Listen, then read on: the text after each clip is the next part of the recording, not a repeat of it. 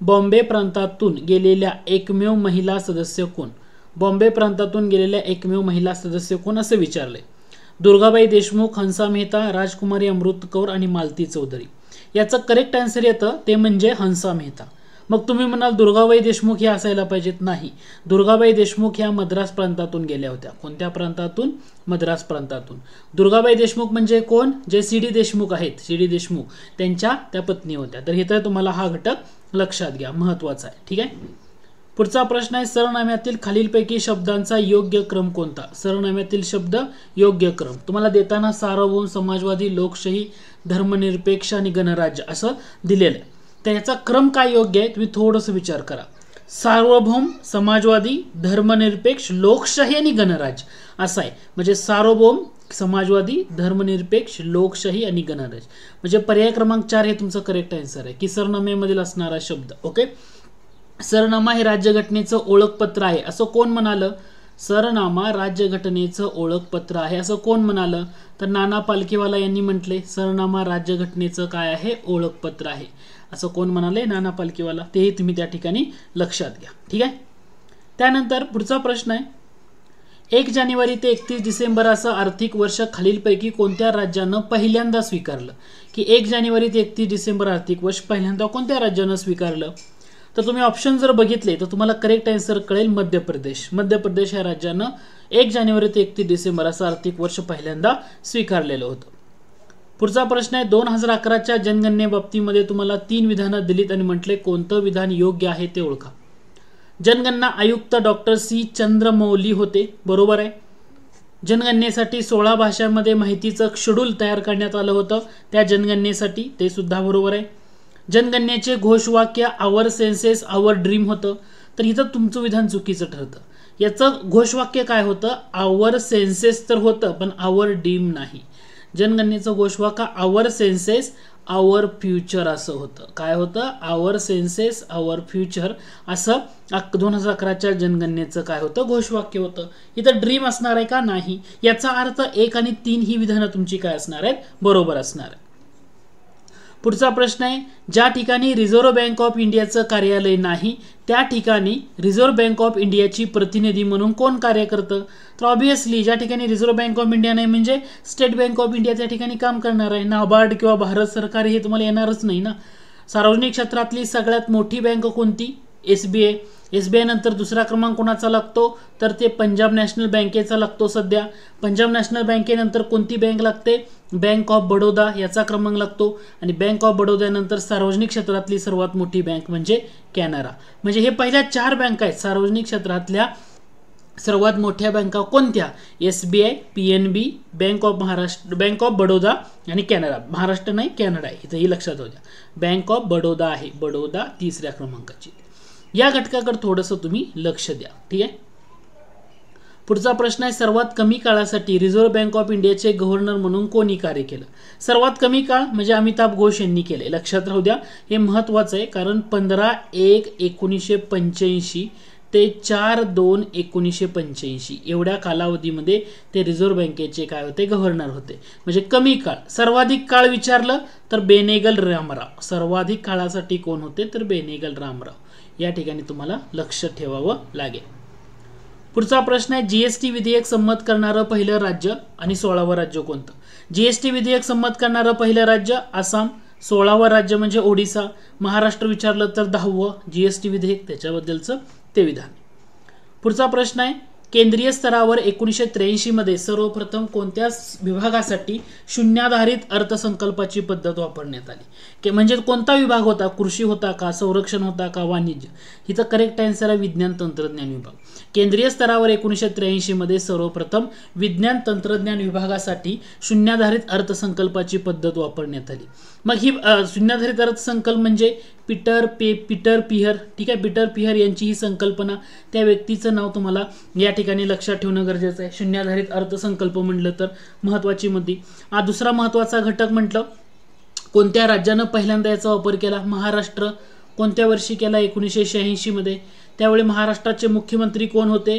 शंकरराव चव्हाण होते. शंकरराव चव्हाण महाराष्ट्राचे मुख्यमंत्री होते, म्हणजे चीफ मिनिस्टर होते यांच्या कार्यकाळात.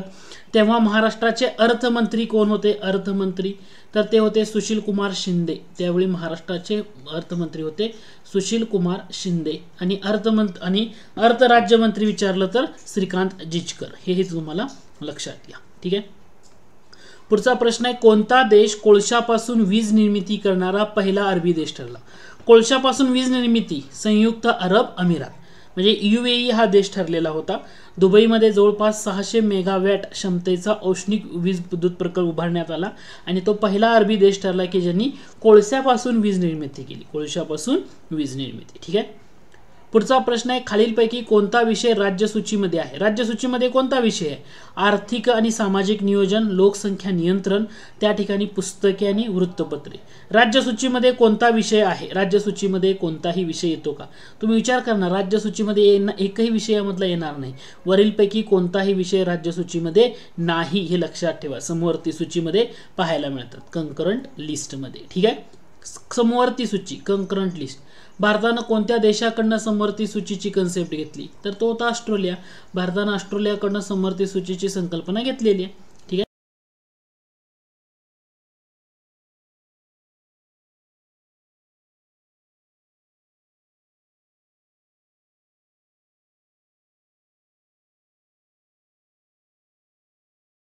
आहे. वि स खांडेकर आहे. ठीक आहे. सिंपल आहे. पुढचा प्रश्न आहे, खालीलपैकी कोणत्या संस्थेमार्फत विल्यम ॲडम यांनी 1841 मध्ये ब्रिटिश इंडियन ॲडव्होकेट. आता जेव्हा हा प्रश्न बघितला तर कन्फ्यूज होऊ नका. ब्रिटिश इंडियन म्हटलंय म्हणजे ब्रिटिश इंडियन असं नाव कुठं दिसतंय? पर्याय क्रमांक 1 म्हणून पर्याय क्रमांक 1 उत्तर आहे. करेक्ट आहे ते. ब्रिटिश इंडियन ॲडव्होकेट हे वृत्तपत्र जे विल्यम ॲडम यांनी सुरू केलं, कारण ब्रिटिश इंडिया सोसायटीची स्थापना ही त्यांनीच केली. कारण यातली लंडन इंडियन सोसायटी म्हटलं की 1865ला दादाबाई नौरोजी आणि उमेशचंद्र बॅनर्जी होते. कारण अध्यक्ष म्हणून जर तुम्ही या संस्थेमध्ये बघितलं तर ते होते दादाभाई नौरोजी. आणि सचिव म्हणून बघितलं तर तुम्हाला उमेशचंद्र बॅनर्जी बघायला मिळतात, जे राष्ट्रीय काँग्रेसचे पहिले अध्यक्ष म्हणतो. मग याचंच रूपांतर पुढं ईस्ट इंडिया असोसिएशन मध्ये झालेलं होतं. इंडियन सोसायटी म्हटलं तर तुम्हाला 1872 मध्ये स्थापन झाली होती. आनंद मोहन बोस यांचं नाव या ठिकाणी लक्षात घेणं गरजेचं आहे. आनंद मोहन बोस जेव्हा केम्ब्रिज विद्यापीठामध्ये शिकत होते तेव्हा केम्ब्रिज विद्यापीठामध्ये शिकत असताना त्यांनी ही संस्था स्थापन केली, कॅम्ब्रिज विद्यापीठ. यामध्ये तुम्हाला त्या ठिकाणी थोडंसं लक्ष देणं गरजेचं आहे. ओके. नॅशनल इंडियन सोसायटी म्हटले आणखी एक येते जी मेरी कार्पेंटरची. ठीक आहे. याचा अर्थ पर्याय क्रमांक 1 हे तुमचं करेक्ट आन्सर आहे. ओके. आय होप हे क्लिअर झालं असेल. पुढचा प्रश्न आहे, खालीलपैकी कोणत्या विषाणूंच्या लक्षणामुळे त्वचा व डोळे पिवळे दिसतात त्यामुळे त्या स्थितीला पिवळा कावीळ म्हणतात? पिवळा कावीळ म्हणजे hepatitis A, B, C, D असं दिले, तर ह्याचं करेक्ट आन्सर आहे हिपॅटायटिस A. हिपॅटायटिस A म्हटलं पिवळा कावीळ, हिपॅटायटिस B म्हटलं पांढरा कावीळ. हे लक्षात ठेवा.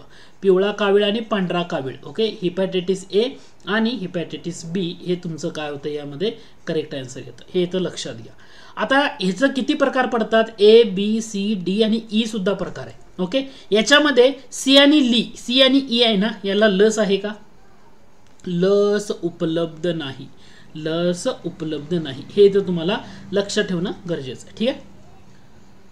पुढचा प्रश्न आहे, पुरुषामध्ये देहवस्तुमान निर्देशांक म्हणजे BMI बॉडी मास इंडेक्स म्हणतो. ठीक आहे. डॅश डॅश किंवा जास्त असल्यास, तसेच स्त्रियांमध्ये देहवस्तुमान निर्देशांक कितीपेक्षा जास्त असल्यास अतिलठ्ठपणा समजला जातो. जर पुरुषामध्ये जर बॉडी मास इंडेक्स बघितलं तर पुरुषांसाठी किती असणार आहे? 30 आणि स्त्रियांसाठी किती असणार आहे? तर स्त्रियांसाठी असणार आहे 28.6. याच्यापेक्षा जर जास्त बॉडी मास इंडेक्स असेल तर ती व्यक्ती लठ्ठ म्हणली जाते. तुम्हाला पुरुषांचा पहिल्यांदा बघायचा ना, म्हणजे 30 आहे. ओके. स्त्रियांचा 28.6 म्हणजे 2 नंबरला 28.6. पर्याय क्रमांक 2 हे तुमचं करेक्ट आन्सर आहे. मग हा बॉडी मास इंडेक्स काढतात तरी कसा, हे तर लक्षात यायला पाहिजे की बॉडी मास इंडेक्स म्हणतोय खरं, पण काढतात कसा? तर बॉडी मास इंडेक्स म्हणजे काय केलं जातं, तर तुमचं वजन घेतलं जातं. वजन किती आहे ते किलोग्रॅममध्ये, वजन किलोग्रॅममध्ये भागिले काय केलं जातं?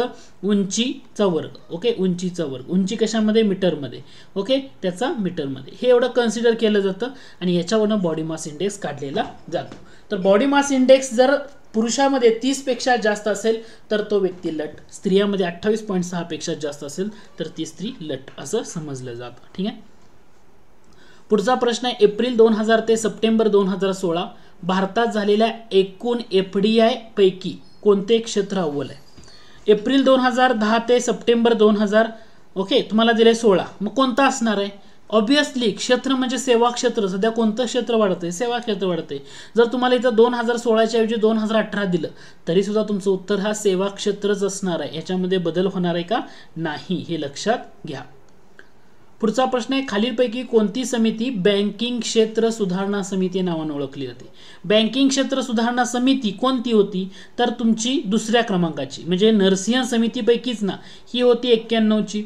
आणि 91 ऑगस्ट 91ची जी समिती होती याला वित्तीय क्षेत्रातील सुधारणा समिती म्हटलं जायचं. पहिली जी समिती होती नरसिंह समिती, वित्तीय क्षेत्र सुधारणा समिती म्हणून ओळखलं जातं, वित्तीय क्षेत्र सुधारणा समिती. आणि दुसरी जी समिती आहे म्हणजे नरसिंह 2 ही बँकिंग क्षेत्रातली सुधारणा समिती 97-98ची. हे दोन घटकामध्ये कन्फ्युजन होऊ द्यायचं नाही. वित्तीय क्षेत्र म्हटलं पहिली, 97-98ची दुसरी समिती आहे नरसिंह समिती, ती बँकिंग क्षेत्रातील सुधारणा समिती. म्हणून पर्याय क्रमांक 4 हे तुमचं करेक्ट आन्सर आहे. पुढचा प्रश्न आहे सध्या होलसेल प्राइस इंडेक्स काढण्यासाठी आधारभूत वर्ष कोणतं ठरवण्यात आले? 2011-12 हे ठरवण्यात आले. कोणत्या समितीच्या शिफारशीनुसार? सौमित्रा चौधरी समिती शिफारस, सौमित्रा चौधरी समिती शिफारस. संपलं, हे तुमचं करेक्ट आन्सर आहे. होलसेल प्राइस इंडेक्स भारतामध्ये केव्हा काढण्यात आला? पहिल्यांदा 1942 स्वातंत्र्याच्या अगोदर. ओके, हे लक्षात राहू द्या. होलसेल प्राइस इंडेक्ससाठी आधारभूत वर्ष का कन्सिडर करतात? कारण आधारभूत वर्षला 100 हे कन्सिडर केलं जातं आणि त्याच्या प्रमाणात किती वाढ होते किंवा किती घट होते याच्या प्रमाणात होलसेल प्राइस इंडेक्स ठरवला जातो. या अगोदरचं आधारभूत वर्ष किती होतं? 2004-5 होतं. आता 11-12 केले सौमित्र 14 समितीच्या शिफारशीनुसार. केव्हा केले? 2017 मध्ये केले. म्हणजे तुम्हाला एकाच घटकाला 4 प्रश्न विचारले तर उत्तर देता येते. ओके, होलसेल प्राइस इंडेक्स काढताना आता किती वस्तू कन्सिडर करतात?